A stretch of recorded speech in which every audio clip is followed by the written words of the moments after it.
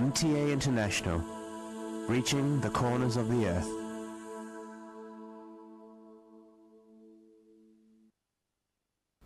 صلی علی رسولنا صلی علی محمد صلی علی نبینا صلی علی محمد صلی علی کریمنا صلی علی محمد صلی علی حبیبنا صلی علی محمد صلی علی امامنا صلی علی محمد صلی علی نبینا صلی علی محمد صلی علی رسولنا صلی علی محمد صلی علی شفیعنا صلی علی محمد صلی علی کریمنا صلی علی محمد صلی علی حبیبنا صلی علی محمد صلی علی امامنا صلی علی محمد صلی علی رحیمنا صلی علی محمد صلی علی نبینا صلی علی محمد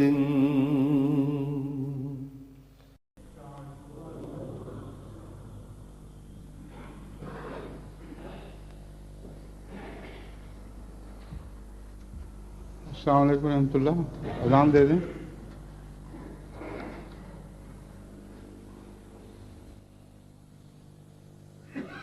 اللہ اکبر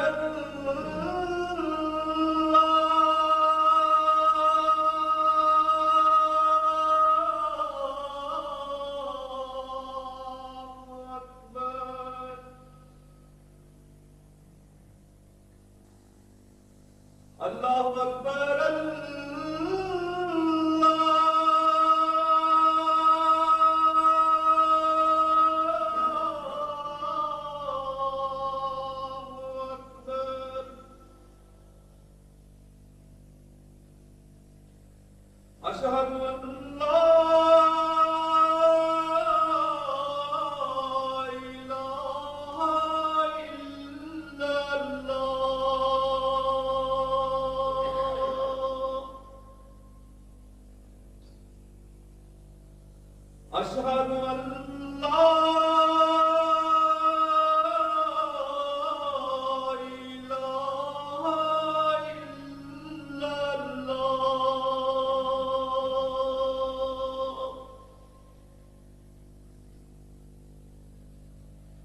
أشهد أن محمدا رسول الله.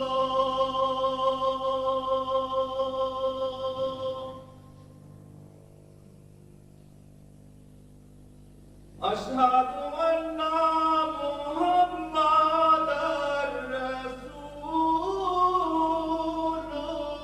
الله.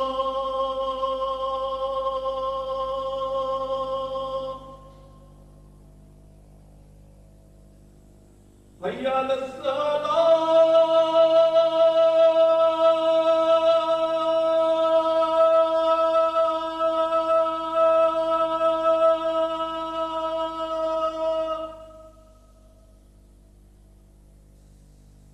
حي على الصلاة.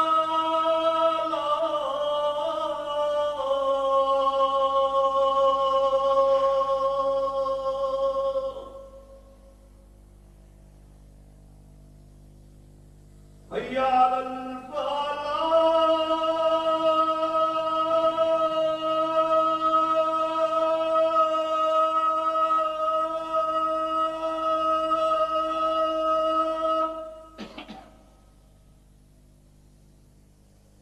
حي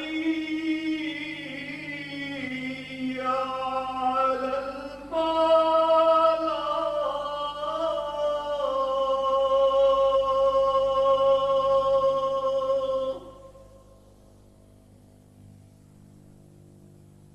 الله أكبر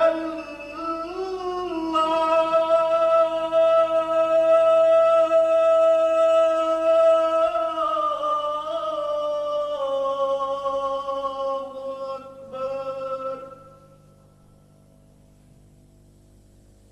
لا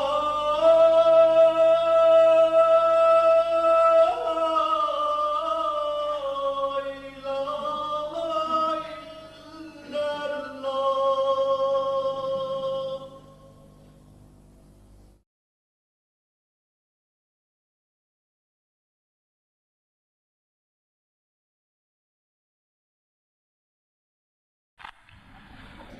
أشهد أن لا إله إلا الله وحده لا شريك له وأشهد أن محمدا عبده ورسوله. أما بعد فأعوذ بالله من الشيطان الرجيم. بسم الله الرحمن الرحيم. الحمد لله رب العالمين. الرحمن الرحيم. مالك يوم الدين.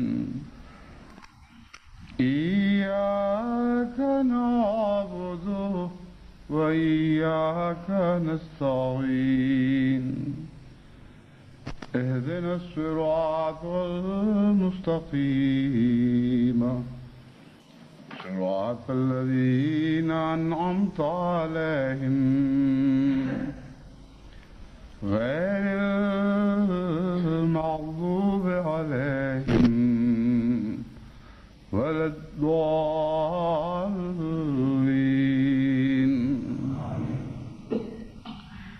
قل يا عبادي الذين أسرفوا على أنفسهم لا تقنطوا من رحمة الله إن الله يغفر الذنوب جميعا إنه هو الغفور الرحيم. وأنيبوا إلى ربكم وأسلموا له من قبل أن يأتيكم العذاب ثم لا تنصرون.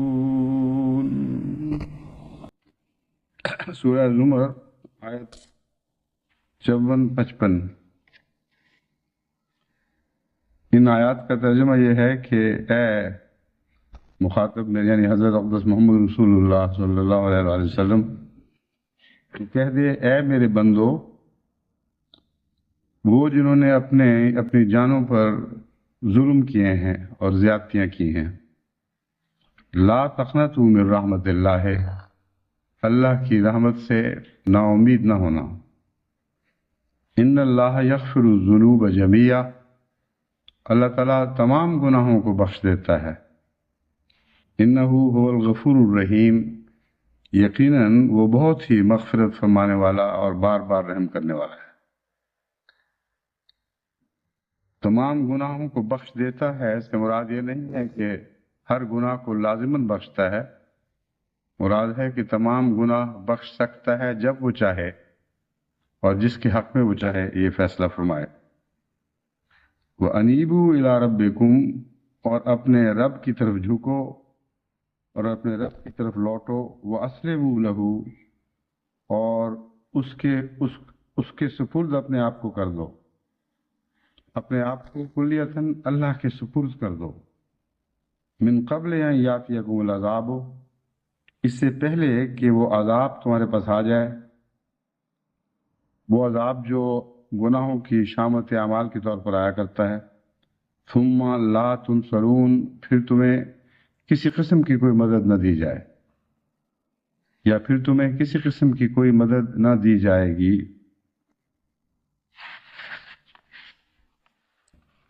کل ہی میں ہالینڈ اور جرمنی کے دورے سے واپس آیا ہوں.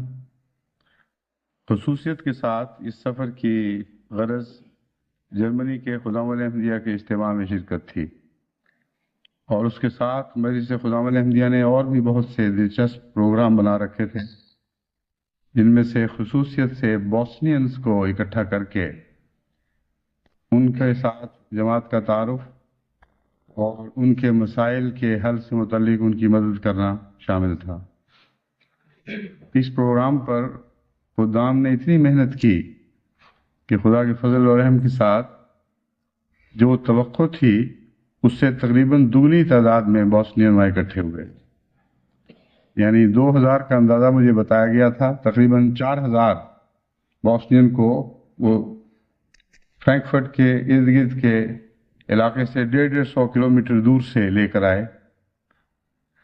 ان کے ساتھ انفرادی طور پر بھی بات سے ملنے کا موقع ملا، اجتماعی طور پر بھی ان کے ساتھ گفتگو ہوئی، سوال و جواب کی مجلس ہوئی، ان کے مسائل کو زیادہ بہتر سمجھنے کی توفیق ملی، اور ان کو مطلع کیا کہ ہم تمام دنیا میں آپ کے لیے کیا کر رہے ہیں.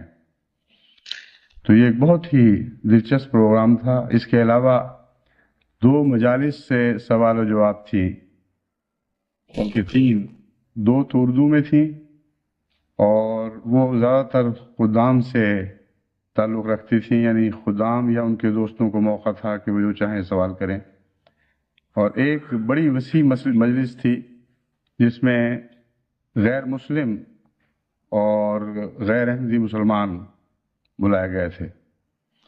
یہ مجلس بھی اپنی نوعیت کی جرمنی میں ہونے والی مجالس میں سب سے بڑی تھی، اور پہلے 300-400 تک مہمان آیا کرتے تھے.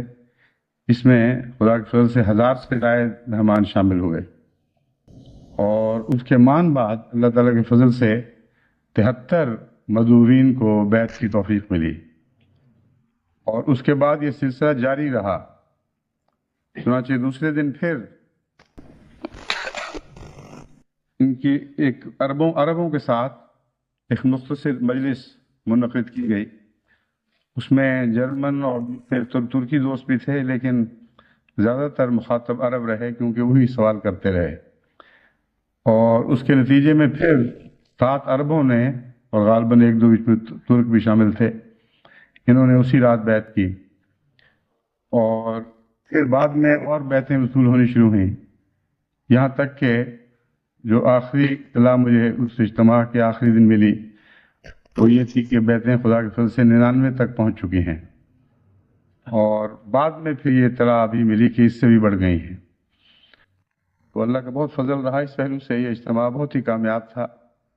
صدر صاحب مجلس خدامت احمدیہ اور ان کے ساتھیوں نے بہت محنت کی ہے، اور مسلسل لمبے عرصے تک انتھک محنت کے بعد خدا تعالیٰ نے وہ رنگ لگائے اس اجتماع کو، کیونکہ محنت انسان کرتا ہے لیکن رنگ خدا ہی لگاتا ہے، کہ ایک بہار کا سا منظر تھا، بہت ہی کامیاب اجتماع ہوا ہے۔ اس کے ساتھ ایک کبڈی کا میچ بھی رکھا گیا تھا، ایک نہیں کئی میچ تھے، لیکن ایک میچ کو عالمی طور پر سیٹلائٹس کے ذریعے دکھانے کا بھی انتظام کیا گیا تھا۔ اس لیے میں بھی دو باتیں میں بعد میں آپ کے سامنے رکھوں گا۔ ہر اجتماع کے وقت یا جلسے کے وقت ایک مستقل ذمہ داری یہ ہے کہ احباب جماعت سے ملاقاتیں کی جائیں، اور خاندانوں سے بھی ملاقاتیں ہوں، اور بعض انفرادی ملاقاتیں بھی ہوں۔ جہاں تک میرا تجربہ ہے، یہ کام سب کاموں میں سب سے زیادہ مشکل ہے، کیونکہ جن لوگوں کی ملاقاتوں کی خواہش ہے ان کو مجبوراً وقت نہیں دیا جا سکتا، یہ ایک بہت ہی تکلیف دہ فیصلہ ہوتا ہے، اور پھر بسا اوقات ان کی طرف سے شکووں کے خطوط بھی ملتے ہیں جو بجا ہوتے ہیں۔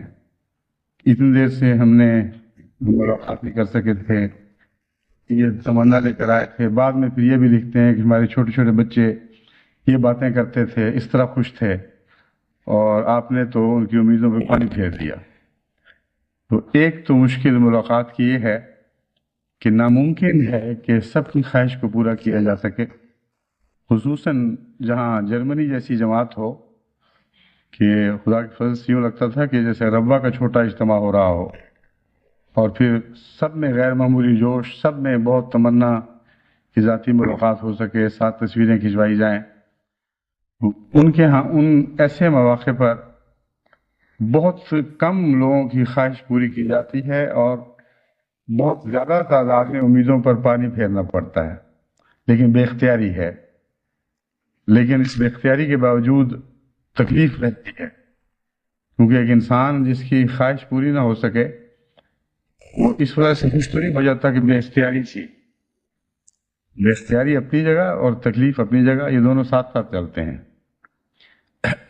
دوسرا پہلو اس میں مشکل کا یہ ہے کہ اکثر ملاقاتوں کے دوران بعض لوگوں کی تکلیف دہ حالات کا علم ہوتا ہے، بعض صدمات کا علم ہوتا ہے، بعض خاندانوں میں چپ خشلشیں ہیں، بعض بچیاں اپنے سسرال کے ستم کا ذکر کرتی ہیں، بعض بڑے اپنے بہوؤں یا دامادوں کی طرف سے ہونے والی زیادتیوں کا ذکر کرتے ہیں، اور اگرچہ یہ ممکن ہی نہیں کہ یک طرفہ باتوں کو قبول کر کے دوسرے فریق سے متعلق کوئی خطی رائے قائم کی جائے، لیکن یہ بھی ناممکن ہے کہ طبیعت کو ملال نہ پہنچے۔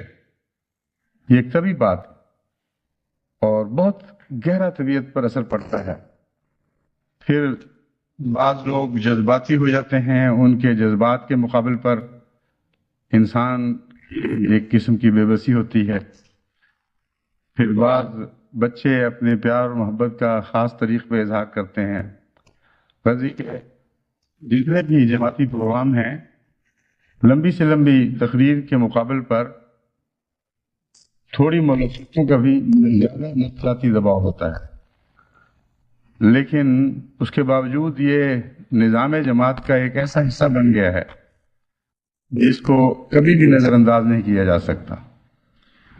اس کے جذباتی دباؤ، نفسیاتی تکلیف ایک طرف، لیکن فوائد بہت زیادہ ہیں، اور ایسی ملاقاتوں کے درمیان بہت سی دلچسپ باتیں بھی پتہ چلتی ہیں، بعض ذرائع بھی علم میں آتے ہیں، بچوں کی معصوم بھولی بھالی باتیں بتائی جاتی ہیں، اور بعض لوگ خاص ایک ایسی خواہش کے پیش نظر ملاقات کرتے ہیں جس کی طرف ذہن اب خیال میں بھی نہیں جا سکتا، اور جب بتاتے ہیں تو ہنسی بھی آتی ہے اور حیرت بھی، اور پھر بعض دفعہ اسی میں سے ایک عرفان کا بھی ہاتھ آ جاتا ہے۔ مثلا اسی دفعہ جرمنی کی ملاقات میں ایک صاحب نے بہت مدت سے ملاقات نہیں کر سکے تھے، غالباً ربوہ سے آنے کے بعد ان سے ملاقات نہیں ہوئی. مجھے کہا کہ ایک خواہش، ایک بات کرنی تھی، کئی سال ہو گئے، 10-12 سال وہ خواہش لے کے دل میں بیٹھا ہوں، ملاقات نہیں ہو رہی تھی. اب خدا نے موقع دیا ہے تو اب میں اپنے دل کا بوجھ اتارتا ہوں.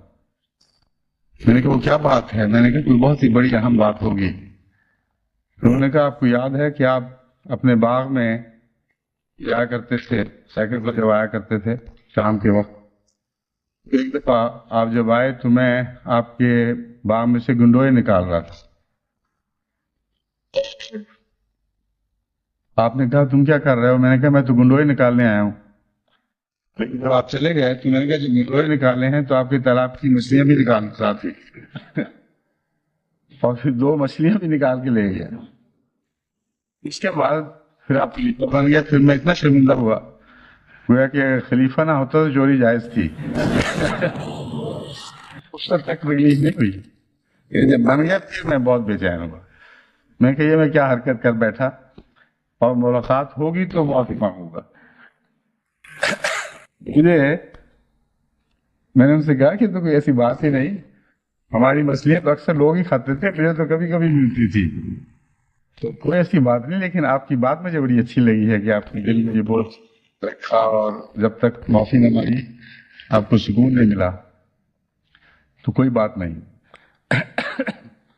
ضمن میں یہ بھی بتا دوں کہ اس وقت غالباً ربوہ اور احمد نگر کے لوگ بھی خطبہ سن رہے ہوں گے، کہیں وہ گنڈوئے نکال لینا چلے جائیں باہر میں.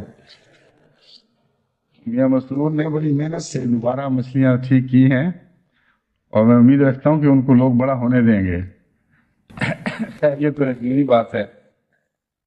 اس دوران مجھے خیال آیا کہ ایک انسان بعض دفعہ ایک انسان تو بالکل چھوٹا سا معمولی سا گناہ کرتا ہے، اور جہاں تعلق بڑھ جاتا ہے وہاں وہ گناہ کا بوجھ بھی بڑھ جاتا ہے. یہی وہ نوجوان تھے، جب تک میں خلیفہ نہیں ہوا وہ 2 مچھلیاں بوجھ نہیں بنی، لیکن خلیفہ بننے کے بعد وہ بوجھ بن گئی اور بوجھ بڑھتا چلا گیا. تو انسان کیسا نادان ہے کہ انسانی تعلقات میں تو معمولی غفلتوں پر بھی جب تک معافی نہ مانگ لے دل پر بوجھ رہتا ہے، مگر خدا کے مقابل پر اتنی غلطیاں کرتا ہے اور بارہا کرتا چلا جاتا ہے کہ اس کے دل پر کوئی بوجھ نہیں رہتا. وہ سمجھتا ہے غلطیاں کی تو چھٹی ہوئی، پھر صحیح بخش دے گا. یہ بخش دے گا کا جو فقرہ ہے یہ مستقلی بھی ہے، یہ محض حسن ظن نہیں ہے. اور قرآن کریم نے ان معنوں میں ان گناہگاروں کا ذکر کیا ہے جو خدا تعالیٰ کے متعلق تخفیف کی وجہ سے یہ فقرہ کہتے ہیں اور اپنے آپ کو بڑا سمجھتے ہیں. چنانچہ یہود کے متعلق یہ ذکر ملتا ہے کہ وہ بدنصیب ایسے لوگ تھے، گناہ کرتے تھے اور کہتے تھے سیوت پرورانا تمہیں بخش دیا جائے گا. تو خدا سے بخشش کی امید رکھنا ایک عزت کو چاہتا ہے، ایک انکساری کو چاہتا ہے.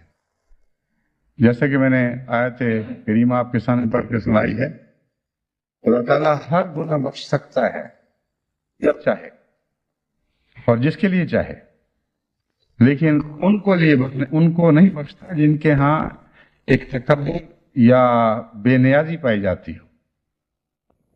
جب لوگ خدا تعالیٰ کے مقابلے پر تکبر اختیار کریں یا بے نیازی سے گناہ کریں اور ان کے دل پر بوجھ نہ پڑے، پھر ان کا یہ کہنا کہ بخش دیے جائیں گے یہ کوئی حقیقت نہیں رکھتا. بلکہ ایسے فقرے سے متعلق خدا تعالیٰ نے قرآن کریم میں ناراضگی کا اظہار فرمایا ہے. اس لیے یہ درست ہے کہ انسانوں سے معافی مانگنے میں ہمیں ضرور جلدی کرنی چاہیے اور پہل کرنی چاہیے، لیکن خدا تعالیٰ سے معافی کی طرف بھی نظر رہنی چاہیے اور زیادہ نظر رہنی چاہیے. سب سے بڑا محسن وہ ہے، لیکن پھر ہم کیوں اس سے غافل ہوتے ہیں؟ یہ نقطہ بھی مجھے اس ملاقات سے سمجھ میں آیا. جب تک میں خلیفہ نہیں بنا اس وقت تک یہ گناہ دل پر بوجھ نہیں تھا، کیونکہ میرا کوئی احترام دل میں نہیں تھا۔ جب خلیفہ بنا اور تعلق احترام میں تبدیل ہو گیا تو وہ چھوٹی سی غلطی بہت بڑا بوجھ بن گیا۔ تو اللہ تعالیٰ کا اگر احترام ہو، اس کی قدر دل میں ہو، تو گناہ بھی بہت بوجھ بن جایا کرتے ہیں۔ اور یہ معرفت کا نقطہ ہمیں حقیقت میں حضرت محمد رسول اللہ صلی اللہ علیہ وسلم کی سنت سے پتہ چلتا ہے، کیونکہ یہ سوچتے ہوئے اچانک میرا ذہن حضرت حضرت محمد رسول اللہ صلی اللہ علیہ وسلم کی طرف منتقل ہوا کہ آپ کیوں استغفار کیا کرتے تھے؟ ایک معنی تو وہ ہے جو معروف ہے کہ ہر نبی عز اور انکساری میں استغفار کرتا ہے، اور بشری کمزوریوں کے نتیجے میں استغفار بھی کرتا ہے، بشری کمزوریوں کے نتیجے میں بھی استغفار کرتا ہے۔ لیکن اس کے ساتھ ہی اس واقعہ سے مجھے ایک اور بات سمجھ آئی کہ ان کے دل میں اللہ تعالیٰ کا احترام اتنا زیادہ ہوتا ہے کہ وہ چھوٹی چھوٹی باتیں جو عام انسان کے ذہن میں کوئی اہمیت نہیں رکھتی، ان کو گناہ قرار دیا ہی نہیں جا سکتا۔ نبی کے نقطۂ نظر سے جب وہ دیکھا جائے تو خدا کی محبت اور اس کے احترام کے نتیجے میں وہ معمولی سی لغزش جو ہمارے اعمال کے اوپر اگر اس کو پرکھ کر دیکھا جائے تو لغزش ہے ہی نہیں، بعض دفعہ وہ صفت حسنہ بن جاتی ہے۔ انبیاء کو خدا سے ایسی محبت ہوتی ہے اور اتنا گہرا احترام اللہ تعالیٰ کا دل میں ہوتا ہے کہ اس کے سامنے وہ چھوٹی سی لغزش بہت بڑی دکھائی دیتی ہے، اور ان کا معاملہ بالکل برعکس ہو جاتا ہے اس محاورے کے کہ اپنی آنکھ کا تنکا یہ دکھائی نہیں دیتا، اپنی آنکھ کا شتیر بھی دکھائی نہیں دیتا، اور دوسری آنکھ کا تنکا بھی شتیر دکھائی دیتا ہے۔ ان کو اپنی آنکھ کے معمولی سے تنکے کیا، ایک چھوٹا سا ذرہ بھی شتیر دکھائی دیتا ہے، اور دوسروں سے مغفرت کا سلوک کرتے ہیں اور دوسروں کے عیوب کو نمایاں کر کے نہ دیکھتے ہیں نہ بیان کرتے ہیں۔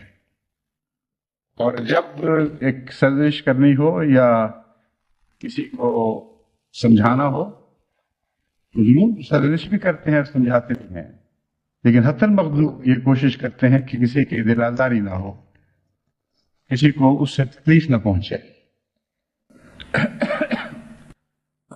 وہ جو ذکر قرآن کریم میں آپس اللہ میں ملتا ہے وہ اس کا اسی مضمون سے تعلق ہے۔ حضرت محمد مصطفیٰ صلی اللہ علیہ وسلم کی خدمت میں پہلے ایک قوم کا بڑا سردار آیا اور اس سے آپ مصروف گفتگو تھے، اور اسے اہمیت اس لیے دے رہے تھے کہ اگر وہ مسلمان ہوتا تو بعید نہیں تھا کہ اس کے ساتھ دوسری قوم بھی مسلمان ہو جاتی۔ بس کسی ذاتی عظمت کے طور پر اس کو اہمیت نہیں دے رہے تھے، بلکہ ایک دینی فائدے کے پیش نظر اس کو جو مقام حاصل تھا اس کو ایک خاص مرتبہ دے کر اس کے ساتھ غیر معمولی شفقت اور توجہ، شفقت کا سلوک کے مرتبے توجہ دے رہے تھے۔ اتنے میں ایک مخلص فدائی صحابی جو آنکھوں سے اندھے تھے وہ حاضر ہوئے۔ ان کو پتہ نہیں تھا کون بیٹھا ہے اور کس سے گفتگو ہو رہی ہے، اور انہوں نے اس طرح جب نظر نہیں آتا تو پتہ نہیں ہوتا کیا کہنا ہے کیا نہیں ہے، کون بیٹھا ہے لحاظ نہیں کر سکتے، اپنی مرضی کی گفتگو شروع کر دی، اور وہ دراصل دخل اندازی تھی اس گفتگو سے نہیں سمجھی۔ حضور صلی اللہ علیہ وآلہ وسلم نے منہ سے کچھ نہیں فرمایا، کوئی لفظی سختی کے ساتھ تبلیغ نہیں فرمائی، لیکن اگر ناراضگی کا کوئی اظہار نہ کرتے تو وہ معزز انسان سمجھتا کہ میری بےزتی ہوئی ہے، اور انہوں نے اس کو قبول کر لیا، تو اس لیے ماتھے پر بٹ ڈالے۔ حضرت صلی اللہ علیہ وآلہ وسلم کا مقام اور مرتبہ اللہ کے نزدیک اتنا بلند تھا کہ اللہ تعالیٰ کو وہ بل بھی پسند نہ آئے۔ حالانکہ عام دنیا کے معاملات میں اگر دیکھیں اور کسی اور سے یہ واقعہ ہوا ہوتا تو اس کی عظمت کردار کے نشان کے طور پر بیان کیا جاتا کہ دیکھو اس نے آنے والی کی بھی عزت رکھ لی، اور غلطی کرنے والے کی غلطی کا سے اپنی ناپسندیدگی کا اظہار ایسے کیا کہ غلطی کرنے والے کی شکلی نہ ہوئی اور آنے والے کی عزت افزائی ہو گئی۔ حسن خلق اور عظمت کردار کا ایک عظیم امتزاج ہے، لیکن جیسا کہ میں نے بیان کیا، انبیاء اخلاق کے ایک ایسا عزت کا مقام رکھتے ہیں اور ایسی محبت کا تعلق رکھتے ہیں کہ اپنی چھوٹی سے چھوٹی غلطی کو بھی بہت بڑا دیکھ رہے ہوتے ہیں۔ جب خدا کی نظر سے دیکھا جائے تو اس وقت اس کی حکمت اور نمایاں ہو کے سمجھ میں آ جاتی ہے۔ اللہ تعالیٰ بھی ان سے توقع بہت بلند رکھتا ہے، اور اس واقعے نے بتایا کہ وہ چھوٹی سی لفظ جسے دنیا کی اصطلاح میں ایک عظیم حسن خلق کا مظاہرہ کہنا چاہیے، اللہ نے حضرت صلی اللہ علیہ وسلم کو پیار اور محبت سے سمجھایا کہ ایک اندھا آ گیا تھا، اس لیے تو نے ماتھے پر بل ڈالے، تجھے کیا پتا کہ وہ زیادہ تیری باتوں کو توجہ سے سنتا اور فائدہ اٹھاتا، اور تجھے کیا پتا کہ وہ شخص جس کے لیے تو اتنی جد و جہد کر رہا ہے کہ ہدایت نصیب ہو، وہ مستغنی ہو جائے اور پیٹ پھیر کے چلا جائے۔ تو یہ وہ مضمون تھا جو اسی تسلسل میں میرے ذہن میں ابھرا، اور میں نے سوچا کہ جماعت کو اس مضمون کی باریکیوں سے بھی مطلع کروں اور اس ضمن میں عائد ہونے والے فرائض سے بھی مطلع کروں۔ معاف کرنا بھی اچھی چیز ہے، لیکن معافی مانگنا بہت ہی اچھی چیز ہے، اور وقت پر اپنے ایسے بھائی سے معافی مانگ لینا جس کی دل آزاری ہوئی ہو، خواہ وہ ارادتاً ہوئی ہو یا غیر ارادی طور پر ہوئی ہو۔ یہ ایک ایسا خلق ہے جس کے نتیجے میں اللہ کی بخشش کی زیادہ توقع کی جا سکتی ہے۔ اس لیے انسان اگر صرف درگزر ہی کا سلوک نہ کرے بلکہ دوسرے بھائی سے اس کی دل آزاری کی معافی مانگنے میں جلدی کرتا ہو، تو میں امید رکھتا ہوں کہ اللہ تعالیٰ اس سے زیادہ مغفرت کا سلوک فرمائے گا۔ اللہ تعالیٰ کی لامتناہی مغفرت سے حصہ لینے کا یہ بھی طریق ہے۔ دنیا میں نے دیکھا ہے بعض لوگ لمبا عرصہ محبت اور حسن و احسان کا تعلق رکھتے ہیں، اور ادنا سی لفظ اگر ہو جائے کسی دوست سے، کسی وقت کوئی ناراضگی کا کلمہ منہ سے نکل جائے تو تعلق توڑ بیٹھتے ہیں اور ناراض ہو جاتے ہیں۔ حالانکہ خدا تعالیٰ نے جو حسن خلق کی مثالیں بعض جانوروں میں رکھی ہیں، اگر وہ کتے کی طرف دیکھتے تو اس سے بھی وہ فائدہ اٹھا سکتے تھے، کیونکہ کتے کے متعلق ایک فارسی شاعر کہتا ہے کہ عجیب جانور ہے کہ اس کے اوپر ایک دفعہ روٹی دے دو اس کو اور 100 بار سوٹی اٹھاؤ تو یہ آگے سے اف نہیں کرتا اور اسی طرح دم ہلاتا رہتا ہے۔ لیکن انسان ایک عجیب جانور ہے کہ اس سے 100 بار احسان کا سلوک کرو، ایک بار استثناء کرو تو وہ ناراض ہو جاتا ہے اور مطلب کی باتیں کرتا ہے اور حملہ کر بیٹھتا ہے بعضوں کا۔ تو یہ فرق ہے انسان اور جانور میں۔ یہ بات ہم پر ظاہر کرتا ہے کہ اللہ تعالیٰ نے ہر مخلوق میں بات ایسے اعلیٰ اخلاق رکھ دیے ہیں کہ جو انسان کو متکبر نہیں ہونے دیتے۔ اگر وہ غور و فکر کا عادی ہو تو اس کے لیے آفاق میں ایسے نشانات ہیں جو اسے مجبور کر دیں گے عاجز ہونے پر، اس کا سر ہمیشہ زمین پر جھکائے رکھیں گے، کیونکہ کہیں وہ اس کو اپنے سے اعلیٰ اخلاق کا دکھائی دے گا، کہیں کوے اعلیٰ اخلاق کے دکھائی دیں گے۔ اسے بعض دفعہ 1000 روٹیاں مل جاتی ہیں تو وہ کسی اور غریب کو نہیں پوچھتا، اور کوے کو روٹی کا ایک ٹکڑا مل جائے تو سارے بھائیوں کو آوازیں دے دے کر بلاتا ہے، اور جب تک سب کو شریک ہونے کا موقع نہ دے اس وقت تک چھینا جھپٹی نہیں ہوتی۔ جب سب پہنچ جاتے ہیں پھر ہر ایک کوشش کرتا ہے کہ میں لے لوں. لیکن یہ بھی تو ایک محبت ہی کا اظہار ہے، ورنہ جنت میں کیوں لوگ چھین چھین کے کھاتے ہیں جہاں کسی ہر چیز کی بہتات ہوگی. بس یہ جو کائنات ہے اس پر اگر آپ غور کریں، ہر جانور میں خدا نے ایک ایسی خوبی رکھی ہے کہ اکثر انسان ان خوبیوں میں ان جانوروں سے سبق لے سکتے ہیں، اور اگر ان کی ان خوبیوں پر نظر رکھیں تو یوں لگتا ہے جیسے اشرف المخلوقات کی خوبیاں سارے عالم میں پھیلی پڑی ہیں اور ہر چیز اس کے لیے آئینہ بن گئی ہے. کتے میں بھی ایک تصویر دکھائی دیتی ہے جو اپنے سے اچھی ہے، اسے کوے میں بھی ایک تصویر دکھائی دیتی ہے جو اپنے سے اچھی ہے، اسے شیروں میں بھی اور گائے بھینس میں بھی اور دوسرے جانوروں میں بھی اور کیڑوں میں بھی اور مکھیوں میں بھی ایسی سی بات صفات دکھائی دیتی ہیں جو اس کی اپنی ذات کی ملتی جلتی صفات سے بہتر ہے. گویا ہر طرف اس کو ایک آئینہ دکھایا جا رہا ہے کہ تمہیں تو ہم نے یہ بنانا تھا، اور تم سے ادنا مخلوقات میں تو یہ خوبیاں اسی طرح محفوظ چلی آ رہی ہیں کیونکہ خدا تعالیٰ نے ان کو محفوظ رکھا ہے اور ان مخلوقات کا اختیار نہیں ہے کہ اس حفاظت سے باہر نکل جائیں، مگر تمہاری خاطر یہ پیدا کی گئی تھی کیونکہ تمہیں ادنا سے اعلیٰ حالت میں جب ترقی دی گئی تو ان تمام صفات حسنہ کے اجزاء تمہارے اندر شامل ہیں، تمہاری خمیر میں داخل ہیں، ورنہ ارتقاء کے کوئی معنی نہیں.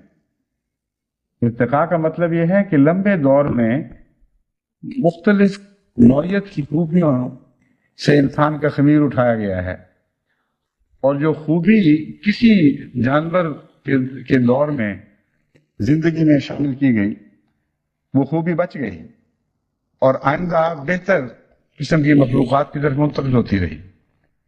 ان خوبیوں کے اجتماع کا نام انسان ہے، لیکن انسان بننے کے بعد جب اسے اختیار دیا گیا تو ان خوبیوں سے روگردانی کی اور پیٹ پھیر کر ایک طرف ہو گیا اور ان سب نعمتوں کو بھلا بیٹھا. جب اس مضمون پر آپ غور کریں تو ہر طرف ایک حسن کا ایک کرشمہ دکھائی دے گا جو آپ کو آئینہ دکھا رہا ہے، اور دوسری طرف وہی آئینہ آپ کو عجز کی تعلیم بھی دے گا، کیسے عاجز انسان ہو، ایک کتے سے بھی کمتر ہو اس بات میں، ایک گدھ سے بھی کمتر ہو، ایک کوے سے بھی کمتر ہو، ایک بھیڑیے اور شیر سے بھی کمتر ہو. ہر طرف سے ایک یہ آواز بھی پہنچے گی تم اس سے بھی کمتر ہو، اس سے بھی کمتر ہو، اس سے بھی کمتر ہو. اور یہ جو آواز ہے اتنی حقیقی ہے، اتنا گہرا پیغام رکھتی ہے کہ اس کے نتیجے میں انسان مجبور ہے کہ وہ اپنے ہر قسم کے تکبر سے باز آ جائے اور اپنے آپ کو ایک حقیر کیڑا سمجھے. یہی مضمون ہے جس کو انبیاء جب پا جاتے ہیں تو اپنے رب کے حضور اس قسم کی دردناک صدائیں بلند کرتے ہیں کہ کر میں خاکی ہوں میرے پیارے ناززاد، ہوں بشر کی جائے نفرت اور انسانوں کی آر. اور جو متکبر اور مغرور مولا ہے وہ ہنستا ہے اور کہہ لگاتا ہے کہ یہ نبی اللہ ہے جو انسانوں کی آر ہے. وہ نہیں سمجھتا کہ یہ انسانوں کی آر ہونا ایک صاحب عرفان کا درجہ کمال ہے، کہ کمال کا کمال ہے، اور غیر معمولی درجہ کمال پر پہنچے بغیر یہ عرفان حاصل نہیں ہو سکتا. اور اسی میں ساری عزت ہے. حضرت مسیح موعود علیہ السلام اسی مضمون کو اس طرح بھی بیان فرماتے ہیں کہ بدتر بنو ہر ایک سے اپنے خیال میں، شاید اسی سے دار مثال میں. تو جو خدا کا عاشق ہے، جو وصل کا خواہاں ہے، اس کو اگر بدتر بننے سے خدا ملتا ہے تو اس سے بدتر بننے میں کیا نقصان ہے؟ پھر تو ساری خیر بدتر بننے سے ہی وابستہ ہو گئی. جس رستے سے اپنا محبوب مل جائے وہ رستہ اینٹوں کا بنا ہو، پتھروں کا ہو، یا کانٹوں سے کانٹے سجائے گئے ہوں، ہر محبت کرنے والا تو رستے کی نوعیت سے بے خبر اس پر دوڑتا ہے. زخمی ہو، چھلنی ہو، مصیبتوں میں مبتلا ہو، गढ़ों में जा पड़े तब भी उसने उन रस्तों पे चलना ही चलना है। हमें तो राह रवों की ठोकरें खाना मगर जाना। मगर जो बेखबर है और जाहिल है वो इन बातों को नहीं समझता। बस सारी कायनात में हमारे लिए हुस्न के भी पैगामात हैं और इज्जत के भी पैगामात हैं। और जहाँ तक मग़फ़िरत का ताल्लुक है, इस मजमून से ये बात छिड़ते छिड़ते वहां तक पहुंची थी। एक मामले में मुझे भी बाज खुदाम से माफ़ी मांगना है, और चूंकि ये जिक्र चल पड़ा है इसलिए बेहतरीन मौका है किसी मौके पर मैं अपने दिल से ये बोझ उतारूं। जब कबड्डी का मैच हो रहा था तो मुझे ये बताया नहीं गया कि मैं जो बात कर रहा हूं वो सारी दुनिया सुन रही थी। मैं यही समझ रहा था कि जसवाल साहब बहुत दूर लगाए हुए हैं अपना कैमरा, और इसी दूर तो अगर मैं जोर से भी बोलूं तो आवाज नहीं जाएगी। तो बातें इंसान आपस में नजदीक बैठे हुए दोस्तों से तबसरे ऐसे कर लेता है जिससे पता है कि जिस शख्स के मुतालिक कोई सख्त बात हुई है उसकी दिलादारी हो ही नहीं सकती, क्योंकि उसे बात नहीं पहुंची। और उस वक्त जो दिल में एक जज्बा उठता है उसका इजहार होगा, एक बोझ भी कम हो जाता है। तो चंद ऐसी बातें जो इस माहौल में अफसाब साहब मेरे साथ बैठे हुए थे उनसे मैं कर रहा था, उनको बता रहा था ये क्या हो गया, ये क्या हो गया। और बहुत चीज़ों से तबीयत वाकई बड़ी मुनग़्ज़ हुई थी, ये क्या हो रहा है। मगर हरगिज मुराद ये नहीं थे कि शख्स से मज़कूर की दिल आज़ारी हो। लेकिन बाद में जब मुझे पता चला कि वो तो सारी दुनिया सुन रही थी, उस बेचारे का तो जैसे कहते हैं पंजाबी में हशर हो गया होगा, उसके रिश्तेदार शर्मिंदा, सारी दुनिया में उसको लोग क्या कहेंगे। इतनी मुझे तकलीफ हुई कि सारी रात में सो नहीं सका, इस्तिग़फ़ार करता रहा और दिल चाह के अभी उनसे माफ़ी मांगूं ताकि मुझे दिल को तसल्ली हो। मुझे ख्याल है कि उन बेचारों की शर्मिंदगी तो आलमगीर है, माफ़ी मैं अलग लिख के मांग लूँ तो फ़ायदा क्या। इसलिए आलमी खिताब ही में माफ़ी भी होनी चाहिए। उनमें से मसलन एक रेफरी साहब के मुतालिक मैंने कहा था कि ये मैं जानता हूँ रेफरी बनाना नहीं चाहिए था। बाद में जब मुझसे पूछा गया इनको हटाएं, मैंने कहा नहीं, बिल्कुल नहीं हटाना, बददियानत नहीं है।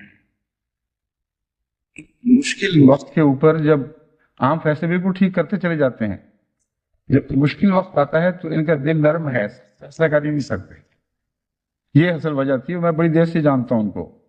बार बार पहले बाद फैसलों के वक्त मुझे तबीयत हुआ करती थी कि वादे फैसला ये करना चाहिए था, उसकी बजाय बीच में दो तरफा फैसला करने की कोशिश की। एक टीम के खिलाफ खुलम खुला फैसला करने की बजाय बीच में रख कर दोनों को दिल खुश करने की कोशिश कर ली। ये मकसद था। तो वो अलहदगी में उनको समझा देता, और आफ्ताब खान साहब के पास बात करके मेरे दिल में जो हल्का सा गुबार था वो निकल गया।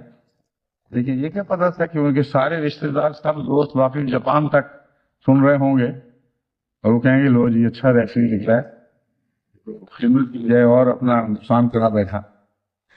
इसी तरह एक नौजवान था बाबर नाम का, उसके दादा को मैं बहुत अच्छी तरह जानता हूँ, उसके वालिद को भी, उसके खानदान से ताल्लुकात बेतकल्फी के। जिस तरह घर का बच्चा हो तो इंसान बाज़ दफ़ा कहते हैं पागल है, क्या बेवकूफ़ी कर बैठा। वो बेहतरीन साइकिलिस्ट है और खुदा तआला ने बहुत अच्छी सलाहियत उसको साइकिल चलाने की दी है। पता नहीं उसके दिमाग में क्या कूदी कि साइकिल छोड़ के कबड्डी के मैदान में आ गया, और फिर बार बार खुला जफ्फा डालने की कोशिश करता था। एक होता है दौड़ लगाकर अचानक हल्ला बोलकर कोई इंसान किसी की टांग पकड़ ले या कैंची मार दे या कलाई पे हाथ डाल दे। ऐसा करने से बिलमूम शिकार हाथ आ जाता है।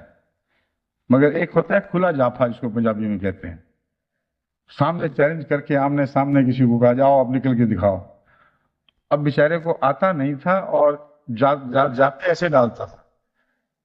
तो मैंने कहा इस पागल को क्यों इकट्ठा कर लाया भैया, और इसको सूझी क्या बात है। मैंने इसको नाराजगी कहा, मैंने तुम अच्छे भले साइकिल पे थे, उधर क्यों आए जमीन पे। साइकिल चलाओ और नाम पैदा करो, ساری دنیا میں جو شرمندگی والا دکھا رہے ہو اپنے عزیزوں کے لیے، یہ نہیں پتا تھا کہ وہ جب میں نے اس کو پاگل کہا وہ تھا اپنے پیار کے رنگ میں عزیز کے استاد بھی کہہ دیتا کہ اس پاگل کو کیوں پکڑنا ہے، اور ساری دنیا میں کہیں وہ پاگل ہی نہ مشہور ہو جائے. اور حالانکہ پاگل واگل بالکل نہیں ہے، اللہ کے فضل سے اچھا بھلا ہونہار بچہ ہے، جسم بھی خوبصورت اور قداور اور بہادر ہے، تبھی وہ کھلے ہاتھ ڈالتا تھا. مگر آگے سے بڑے بڑے طاقتور اچھے آنے والے تھے جس سے افضل تھے، اس کا کوئی جوڑ ہی نہیں تھا ان کے ساتھ، بار بار ان پر حملہ کر کے خام کو پوائنٹ بھی دلواتا تھا. مگر چونکہ یہ میرے علم میں یہ نہیں تھا کہ یہ عالم ساری دنیا میں لوگ یہ سنیں گے اس بیچاری کی مطابق ہوگی، اس لیے خیال یہ تھا کہ میں الگ جب ملوں گا تو اس کو سمجھا دوں گا کہ اس آئندہ ایسی حرکت نہ کرنا. لیکن جب پتہ لگا کہ تو ساری دنیا میں بات پھیل گئی تو میں بہت ہی شرمندہ ہوا. میں نے کہا اس بیچارے نے کیا شرمندہ ہونا جتنا میں شرمندہ ہو گیا ہوں، اور فرض سمجھا کہ اس سے میں معافی ملوں. ایک بات اور مجھے بتائی گئی ہے لیکن وہ ایسی بات نہیں ہے جو کہ میں معافی رکھنا چاہتا تھا. وہ ایک اصولی چیز ہے جس کو جماعت کے علم میں آنا چاہیے. صدر صاحب مجلس خدا ولی احمدیہ جرمنی بہت ہی مخلص فدائی اور بہت اچھے منتظم ہیں، اور ان کے دور میں خدا کے فضل سے مجلس خدا ولی احمدیہ بڑی تیزی سے ترقی کر رہی ہے. ان کے صرف مزاج ہیں، دعا گو ہیں، لیکن ایک واضح ہدایت پر عمل نہ کرنے کے نتیجے میں وہی میں نے امیر صاحب جرمنی سے ان کے مجھے ناراضگی کا اظہار کیا اور وہ بھی مشتہر ہو گیا. وہ چونکہ مضمون ایسا ہے جس کا علم جماعت کو ہونا چاہیے، اس لیے میں وہ ذکر چھیڑتا ہوں. کبڈی کے میچ میں عموماً رواج ہے کہ لنگوٹ کستے ہیں، اور وہ بھی ایسے جیسے جو حقیقت میں عمل ہے ننگا ہونے کے مترادف ہے. اور جب عالمی طور پر ٹیلی وائز کیا جائے ایسے پروگرام کو تو جماعت کا وقار داؤ پہ لگ جاتا ہے، جماعت کی روایات داؤ پہ لگ جاتی ہیں. کہیں ایک گاؤں میں کسی کھیت میں کسی جگہ ایسا واقعہ ہو جائے وہ بھی ٹھیک نہیں، لیکن عالمی سطح پر ایسے پروگرام دکھائے جا رہے ہوں اور لباس بےہودہ ہو تو یہ تو جماعت کے وقار کے خلاف ہے اور کسی قیمت پر جماعت اجازت نہیں دے سکتی. چنانچہ جانے سے 10-15 دن پہلے تفصیل سے ان کو یہ لکھا گیا اور پیغام فون پر بھی غالباً دیا گیا کہ اس میچ کو تمام عالم میں دکھانے کے لیے شرط یہ ہے کہ لباس گھٹنے کے نیچے تک ڈھکا ہوا ہوگا اور پیٹ پر پوری طرح کسا ہوگا، اور اس سے انسان ننگا یا بےہودہ دکھائی نہ دے. مجھے اطمینان دلا دیا گیا کہ ہاں ایسا ہی ہوگا. جب میں وہاں پہنچا ہوں تو اس وقت تک کوئی ایسی کارروائی نہیں ہوئی تھی. پھر انیسا جرمنی کو اور ان کو اکٹھا بٹھا کر میں نے تفصیل سے سمجھایا کہ آپ کو دنیا سے شرمانے کی کیا ضرورت ہے. دنیا کہے گی یہ کیسا لباس پہن آئے ہیں، جس سے شرمانا ہے اس سے شرمائیں، یعنی خدا سے شرمائیں اور اپنی پاک روایات کو پیش کا آئینہ بنائیں، اس سے شرمائیں. اگر اس میں غلط داغ پڑتا ہے تو وہ شرمانے کی بات ہے. اس لیے آپ بالکل پرواہ نہ کریں، دنیا جو مرضی کہے گی میں ذمہ دار ہوں. آپ ایسا لباس بنائیں. ان کو یہ بھی بتایا کہ زین کا ہو مضبوط اور کمر پہ پیٹی ہو اور گھٹنے کے نیچے مضبوط پٹی ہو، دوری تیری، خوبصورت، اور رنگ اس کا بدل جائے، خوبصورت بھی بہت دکھائی دے گا جس طرح برجس ہوتی ہے. اور کسی کا ہاتھ پڑ جائے مضبوط سے مضبوط آدمی بھی اس کو توڑ نہیں سکتا. تو ایک آدمی کھیل کے دوران اس وہم میں مبتلا نہیں ہو سکتا کہ کہیں اس کا لباس نہ اتر جائے. اس کی بجائے جو واضح بات ہونے کے بعد جس کے سپوز کیا گیا غالباً اس کی اس سے غلطی ہوئی ہوگی، بہرحال جو بھی ہوا. جب میں نے دیکھا تو چکنی چکنی کپڑے کی چیزیں تھیں اور وہ پتلے نالے یا دھاگے سے وہ باندھے گئے تھے، اور خطرہ تھا کہ اگر کسی کا ہاتھ پڑے تو فائدہ کی بجائے اور زیادہ بے حیائی ہوگی. چنانچہ میجر محمود صاحب جو ہمارے میچ سب سے زیادہ پاپولر ہوا ہے جس میں میجر محمود صاحب بھی کھیلے تھے، غلطی سے امیر صاحب کا ہاتھ ان کے آزار بند پر پڑ گیا، اس حصے پر جہاں باندھا گیا تھا، تو وہ فوراً انہوں نے پوائنٹ چھوڑ دیا۔ عقل کی بات تھی، کیونکہ اگر اس کو زور لگاتے تو جا کھسائی ہونی تھی۔ بہرحال ایک اور موقع پر بھی میں نے دیکھا کہ ایک بیچارے کھلاڑی کا لباس تقریباً اتر گیا تھا، پھر اس نے ہاتھ سے پکڑ کر اس کو سنبھالا۔ تو یہ بات تھی جس پر میں وہاں ان سے ناراض ہوا کہ آپ کو جب سمجھا دیا گیا تھا پھر کیوں نہیں ایسا کیا؟ مجھے بتا دیتے کہ نہیں ہم میچ کینسل کر دیتے، کوئی ضروری تو نہیں کہ کبڈی بھی دکھائی جائے دنیا کو، لیکن جب دکھائی جائے تو اسلامی روایات اور سلیقے کے مطابق دکھانی چاہیے۔ تو یہ میں تکرار اس لیے کر رہا ہوں، ناراضگی کے اظہار کے طور پر نہیں، جماعت کی تربیت کے لیے۔ ہمیں اپنی کھیلوں میں اپنی اعلیٰ روایات کو کبھی قربان نہیں کرنا چاہیے۔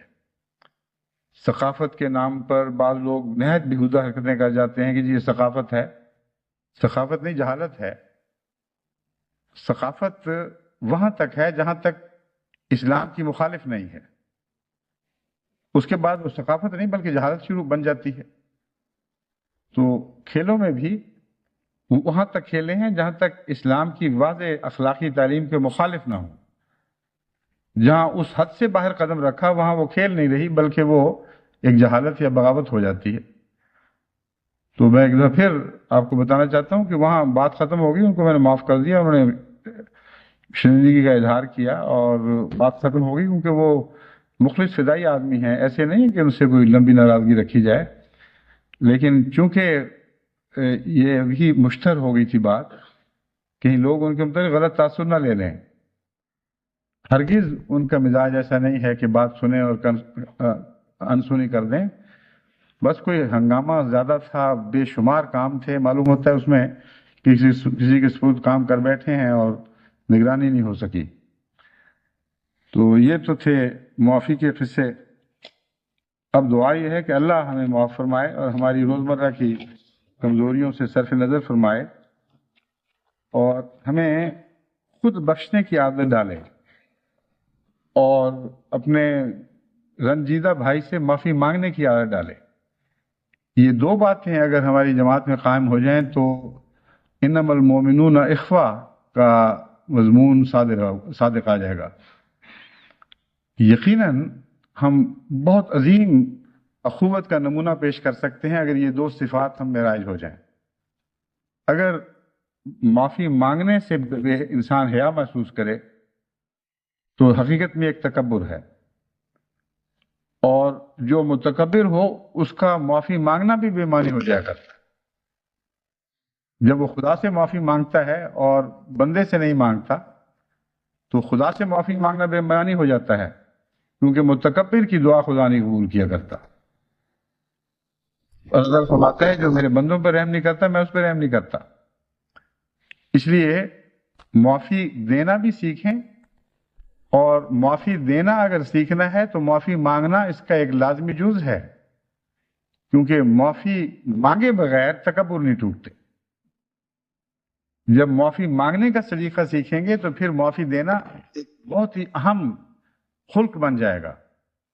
اور جو خدا کا بندہ معافی مانگنا بھی جانتا ہو، معافی دینا بھی جانتا ہو، مجھے امید ہے کہ اللہ تعالیٰ اس سے مغفرت کا وہ سلوک فرمائے گا جس کا اس آیت کریمہ میں ذکر فرمایا گیا ہے کہ ان اللہ یغفر الذنوب جميعا انہ هو الغفور الرحیم، کہ اللہ ہر قسم کے گناہ بخش دیتا ہے، ہر گناہ کو بخش دیتا ہے، اور وہ بہت ہی بخشش کرنے والا اور بار بار رحم کرنے والا ہے۔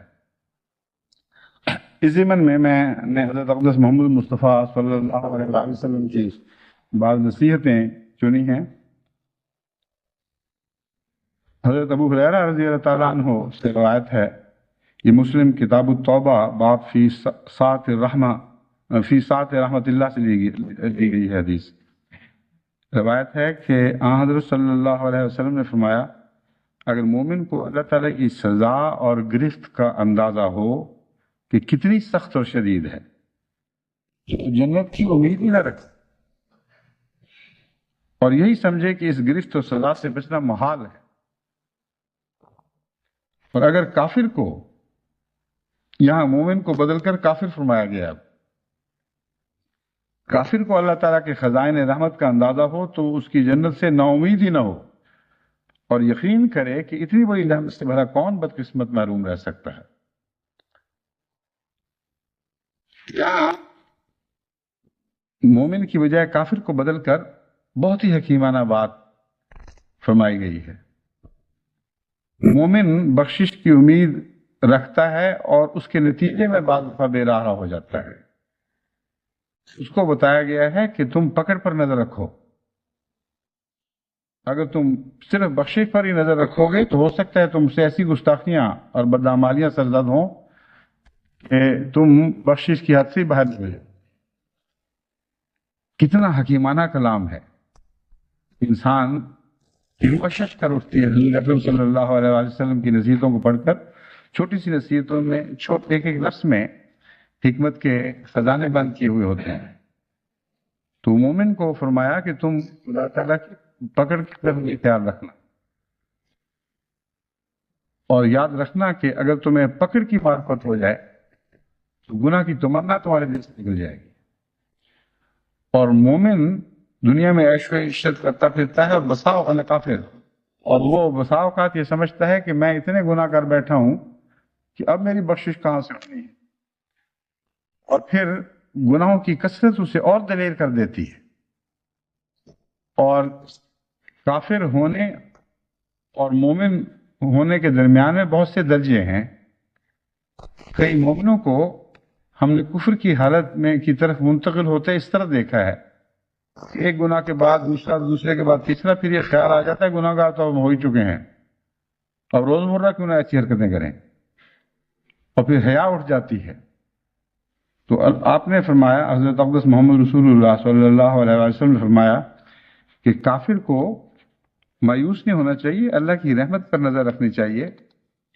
یہاں اس کے لیے پھر یہی آیت پیغام دیتی ہے، ان اللہ یغفر الذنوب جميعا، وہ ہر قسم کے گناہوں کو بخش سکتا ہے، تمام گناہوں کو بخش سکتا ہے اگر وہ چاہے، اس لیے توبہ سے مایوس نہ ہو، یہ مراد ہے، کیونکہ اس کی بخشش کا تعلق توبہ سے ہے۔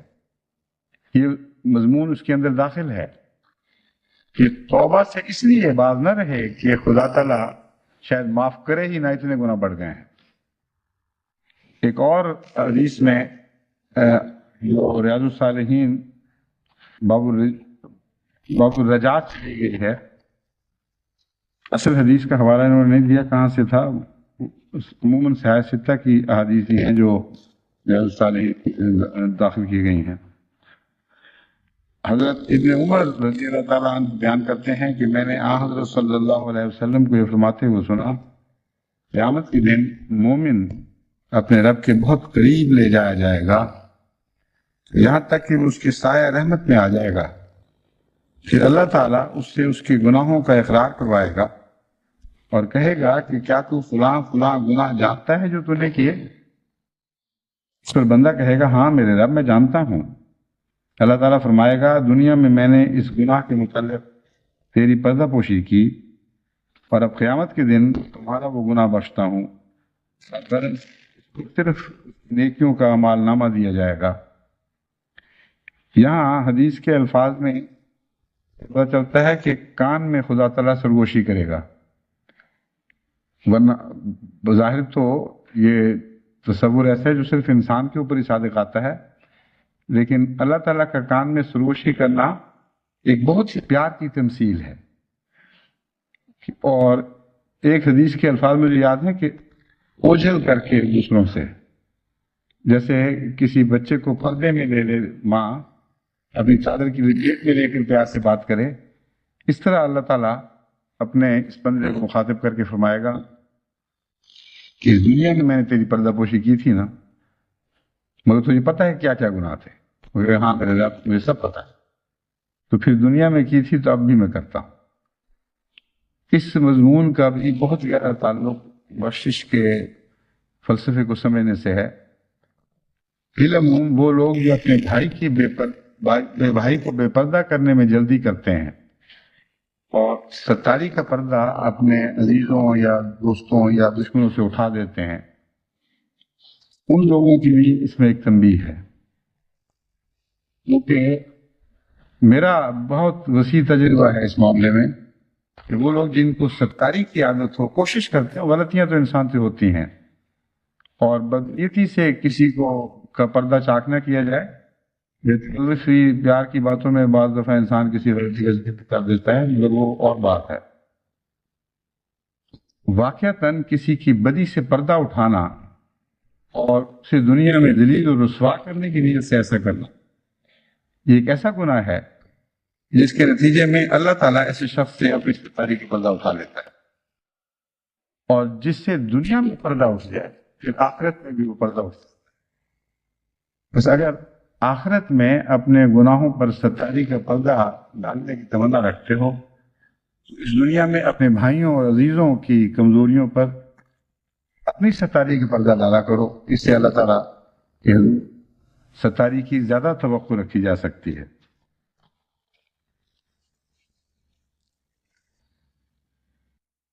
یہ حدیث بخاری کتاب التوحید سے لی گئی ہے، اور مسلم کتاب التوبہ میں بھی یہ حدیث شامل ہے.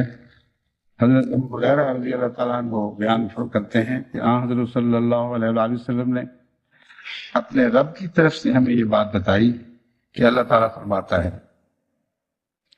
ایسی احادیث جس میں حضرت اقدس محمد مصطفیٰ صلی اللہ علیہ وآلہ وسلم واضح طور پر فرمائے کہ میرے خدا نے مجھے یہ فرمایا ہے، یہ خدا ایسا فرماتا ہے. اسے حدیث قدسی کہتے ہیں.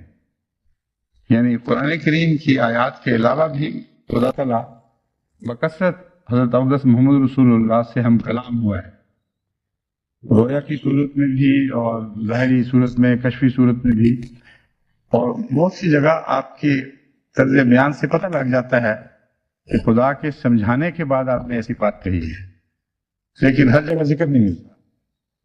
اس لیے بعض احادیث قدسی تقریری ہیں میرے نزدیک، یعنی ان کا مضمون ثابت کرتا ہے کہ یہ حدیث قدسی ہے.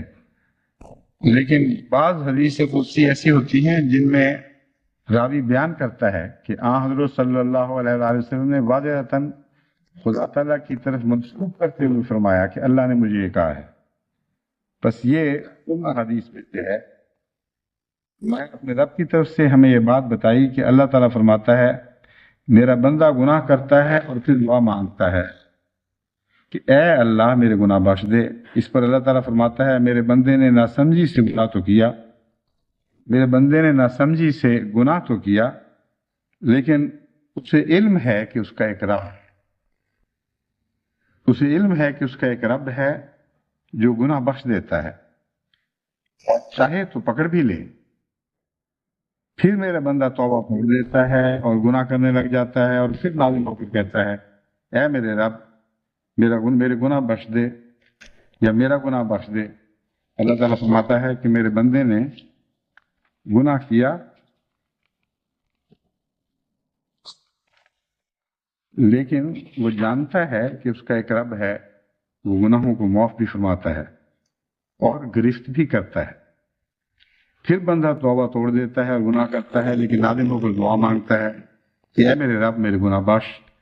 اللہ تعالیٰ فرماتا ہے کہ میرا بندہ جو جانتا ہے کہ میرا ایک رب ہے جو گناہ بخشتا ہے اور کبھی گرفت بھی کرتا ہے، یعنی میرا بندہ کمزور ہے، اپنے آپ پر قابو نہیں رکھ سکتا، غلطی کر بیٹھتا ہے، لیکن اگر وہ نادم ہو کر توبہ کرے تو میں اسے بخش دوں. یہ معنی ہیں اس کے، اور آئندہ گناہوں سے اسے بچاؤں گا، وہ منشا کے مطابق ہی کام کرے گا. یہ جو آخری بات ہے یہ ہے دراصل وہ نقطہ مرکزی جس کی طرف متوجہ کرنا چاہتا ہوں. بعض لوگ گناہ کرتے ہیں، توبہ کرتے ہیں، بخشش مانگتے ہیں، اللہ تعالیٰ رحمت کا سلوک پاتا ہے، پھر ایسی حالت ہو جاتی ہے، پھر ایسی حالت ہو جاتی ہے. بعضوں کے لیے یہ عادت مستمرہ بن جاتی ہے. مگر مغفرت کی سچی پہچان یہ ہے کہ اللہ تعالیٰ ایسے شخص کو پھر گناہ سے توبہ کی توفیق بخش دیتا ہے. چنانچہ حضرت صلی اللہ علیہ وآلہ وسلم نے خدا تعالیٰ کے پیار کے کلمات جس گناہگار کے بارے میں بیان فرمائے ہیں اس کا انجام بتا رہا ہے کہ اس کے دل میں نیکی کا غلبہ تھا اور کمزوری سے مجبور ہو جایا کرتا تھا. چنانچہ بعض ماہرین نفسیات بتاتے ہیں کہ بعض گناہوں کے لیے انسان اس طرح بے اختیار ہو جاتا ہے جس طرح اس کے سرشت میں یہ بات داخل ہوئی ہے، اور یہ بھی ایک نفسیاتی بیماری ہے۔ چنانچہ مجھے یاد ہے ایک دفعہ حضرت مسلم موعود رضی اللہ تعالیٰ عنہ نے اس مضمون پر گفتگو فرمائی خطبے میں یا کسی اور تقریر میں، اور یہ کہا کہ مجھے خدا تعالیٰ نے اس مضمون کا گہرا علم بخشا ہے، اور میں بتا سکتا ہوں کہ کیا کیا حالات ہیں جن میں ایک گناہ گار عمداً گناہ نہیں کر رہا ہوتا بلکہ بعض بے اختیاریوں سے مجبور ہوتا ہے، لیکن آئندہ خدا تعالیٰ جب مجھے توفیق دے گا تو میں اس مضمون پر روشنی ڈالوں گا، لیکن وہ پھر خدا تعالیٰ کی طرف سے مقدر نہیں تھا کہ آپ کو یہ موقع ملے، مگر حضرت صلی اللہ علیہ وآلہ وسلم نے نتیجہ نکال دیا اور ہمارے ہاتھوں میں کنجی تھما دی ہے کہ کیسے پہچانے کہ ہم بیمار ہیں یا گناہ گار ہیں۔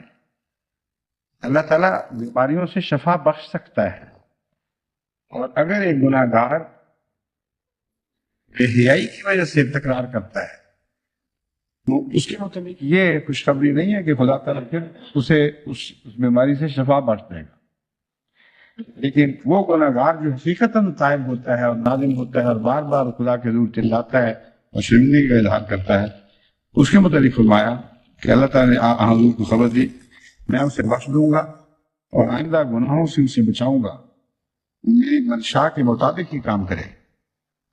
بس ہمیں دعا یہ کرنی چاہیے کہ اللہ تعالیٰ گناہوں سے تائب ہونے کی توفیق بخشے اور ہماری توبہ کو اس طرح قبول فرمائے کہ آئندہ ہمیں گناہوں سے بچا لے اور خدا کی رضا کے مطابق کام کرنے کی توفیق عطا ہو۔ آمین۔